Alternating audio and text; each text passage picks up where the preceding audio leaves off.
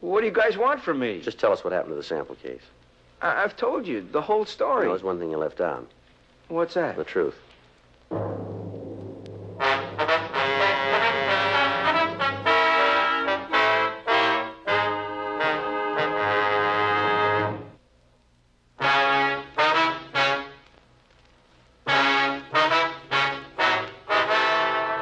We continued to question Russell Liggins in his hotel room. He insisted that he'd been telling us the truth. We confronted him with the cab driver, the desk clerk, the bellhop. He refused to change his story. 1:05 p.m., we drove Liggins down to the city hall for further interrogation. How much are the watches worth? Wholesale or retail? Both ways. About 4,000 wholesale, maybe 10 retail. That's a lot of money. Well, sure. Is your boss upset? Well, he wasn't very happy about it. He's insured, isn't he? Well, come on. Yeah, I guess so. Don't you know? Yeah, he's insured. He said so over the phone. He told me not to worry. You didn't know about the insurance before. What if I did? Maybe we better talk to your boss. What's his number? Come on, fella. What's his number? Well, what are you going to tell him? That you've been handing us a line about being robbed? Well, you think I robbed myself? Is that what you're getting at? What else can we think? Oh, you're crazy. Where are the watches? Somebody stole them. Yeah, George and Paul. Look, okay. It wasn't George and Paul. Go ahead. I made it up. The whole thing about them. You know, the fellas. I had to tell you something. Sure you did. Well, you want the truth, don't you? Well, you're getting it. Least you can do is try to believe it. You make it kind of hard to buy. Look, I went into that bar last night just like I told you. Mm-hmm. And the bartender was right. I didn't talk to anybody except the girl sitting beside me. Yeah. Well, she said she came in because she liked the music. And I was feeling kind of lonesome. I don't know anybody in L.A., so we started to talk. Mm-hmm. Said her name was Barbara. Didn't give me her last name because she was married and she wanted to keep things on a first-name basis. And that was all right with me. I told her to call me Russ. Yeah. She said her husband worked nights, one of the aircraft plants. Mm. And I told her about my job, that I sold watches. She kind of laughed when I told her. What about? Well, it was a big coincidence. Me being a watch salesman, she was planning to buy a watch. Told me the one she had was ready to give up the ghost. I see. Then she showed it to me on her wrist. A real cheap kind, just a piece of junk. Yeah. Well, she asked me if maybe I could get her a new one wholesale, and I said I might be able to arrange it. Then I suggested she come up to my room and look at the samples I had there. Yeah. Now, I wasn't up to anything. I figured we'd have a couple of drinks, but that was all. Sure. And then she kind of hesitated, said it wouldn't look very good. And finally she agreed. We went over to the hotel, and I had a bottle in my room, and I fixed us a drink. And then I showed her the watches. And she picked out the one she liked, but she didn't have any money with her, not enough to pay for it anyway. Yeah. Then I told her she could have it for free. You know, as a present. Mm-hmm. It wasn't an expensive model, and I was going to pay the company back out of my own pocket. So she took off her old watch, and she put it in her purse. And she put the new one on. All right, go ahead. And then she said we ought to have a couple more drinks, you know, to kind of celebrate the present. But she offered to fix them. Well, maybe she put something in mine, or maybe they were just strong. I don't know. Anyway, I don't remember much after that. What'd you do, pass out? Yeah, I guess so. Next thing I knew, it was morning, about 6:30, and I'd fallen asleep on the bed with all my clothes on. Yeah. That must be why she didn't take my wallet. All right, what happened then? Well, I didn't think anything was wrong. I couldn't remember when Barbara left, but I blacked out before when I've had a little too much. Yeah. So I took a shower and I got dressed. And it was while I was dressing I noticed the sample case was gone. I looked everywhere for it. You figure she took it, huh? Now, who else could have? Maybe.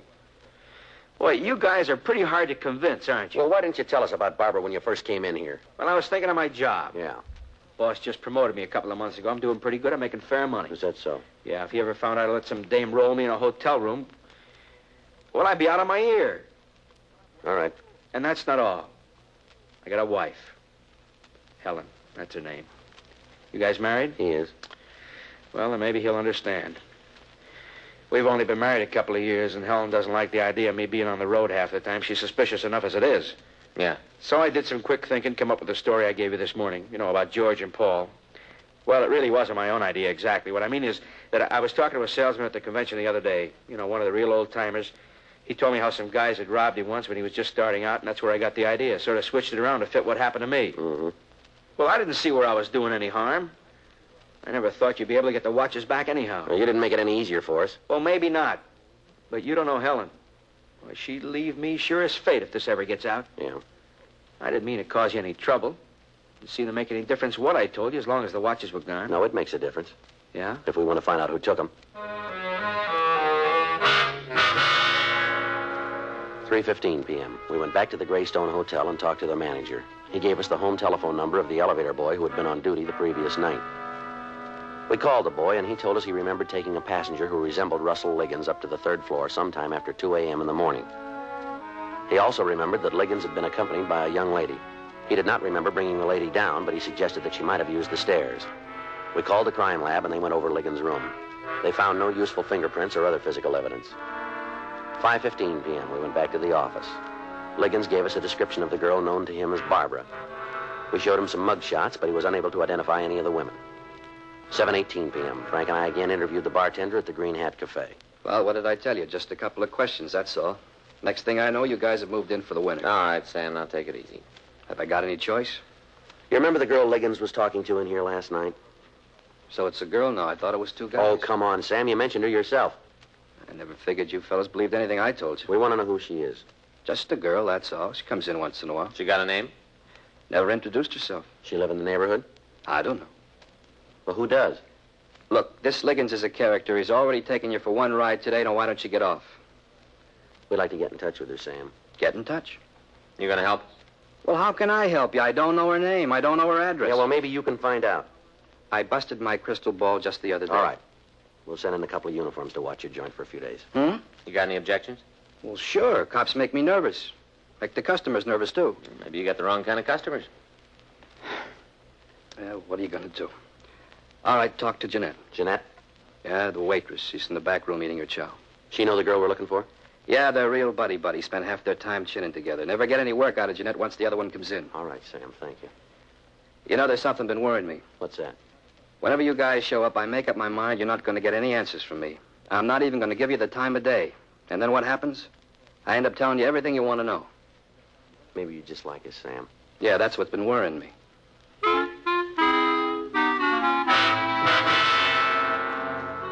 Frank and I walked back into the kitchen of the Green Hat Cafe, and we interviewed the waitress, Jeanette Grover. She told us that her friend's name was Barbara Hooper. She also told us that she had no idea where Barbara lived. Used to have a room over on Western, but she moved when she got married. How long ago was that? 3 weeks. Oh, no, let's see. It's longer. Oh, they went to Vegas on a Sunday. It'd be 4 weeks next Sunday. You're sure you don't have her address, huh? No, she gave it to me once, but I didn't take it down. I wouldn't have no use for it. How's that? I don't get along with Tom. Tom? Yeah, that's Barbara's husband. Tom Kernan. Oh, say, that's right. I guess I made a mistake. Ma'am? When you asked me what her last name was, I said it was Hooper. I should have said Kernan now. Yes, ma'am. I don't know why she ever married him. A good-looking girl like Barbara. She sure could have done better. Tramp. That's all he is. Well, I told her what she's letting herself in for. But he's got a record as long as my right arm. I've seen him come and go. When you work in a place like this, you can spot a rotten apple a mile off. I never figured he'd get into trouble this fast, though. What do you want with her? Just like to get in touch with her, that's all. Oh, now, I know better than that about cops. They want to get in touch. They mean business. You mind me giving you a piece of advice? Not at all. I don't blame her, whatever it is. He's to blame, whatever she's done. You check into it and you'll see. The gal gets married to a wrong guy and lasses up her whole life. Not her fault. Except for one thing. Yeah? She married him.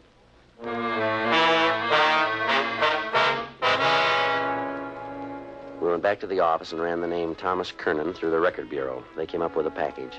Kernan had served time for burglary and was now on active parole. We checked with Fred Galloway at adult parole. He told us that Kernan's last known address was an apartment on Western Avenue. We drove out there. It's down here. Yeah. Yeah, here it is. You all set? Wait a minute. All right.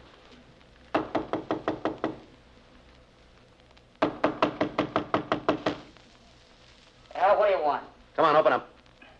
Okay. Keep your hat on. Police officer, stand still.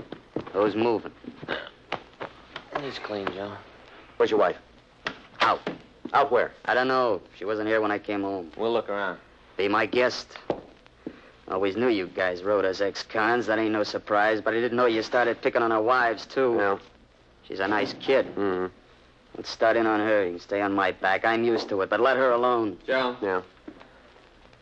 found this case in the closet. The watch is still inside. Most of them, anyway. All right. The heck's that? You didn't know about this? Of course not. Yeah, sure. I never saw him before. Your wife did. Hmm? How soon will she be back? I don't know. We'll wait. Up to you. Never saw those watches before in my life, I'm telling you the truth. You bet you are. Even if Barbara did take them, that don't make me guilty of anything. No. Stupid broad. Once you start making with a question, she'll spill the whole deal. Thought you didn't know anything about it. Maybe I knew she was looking for a setup. What does that prove? Some setup. Guy with a suitcase full of watches. Dizzy dame didn't even know they had serial numbers on them. What a brain. First job she ever pulled, she gets picked up. Mm-hmm. Time I was her age, I'd pulled half a dozen. You cops hadn't even tumbled once. You're real bright. That's the use. They won't learn. Tried to teach her the ropes. Gets picked up on her first job. You know, you should have expected that. Why? What do you mean? Look who taught her.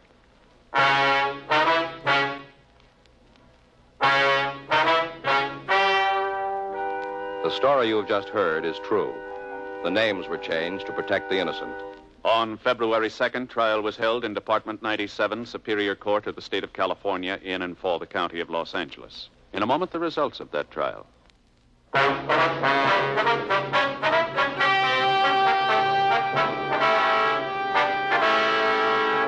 Thomas Carew Kernan was returned to the adult authority for violation of parole.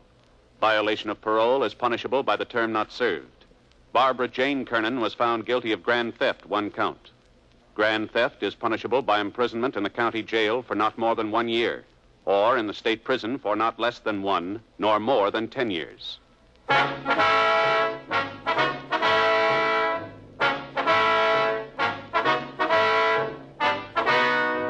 You have just heard Dragnet, a series of authentic cases from official files.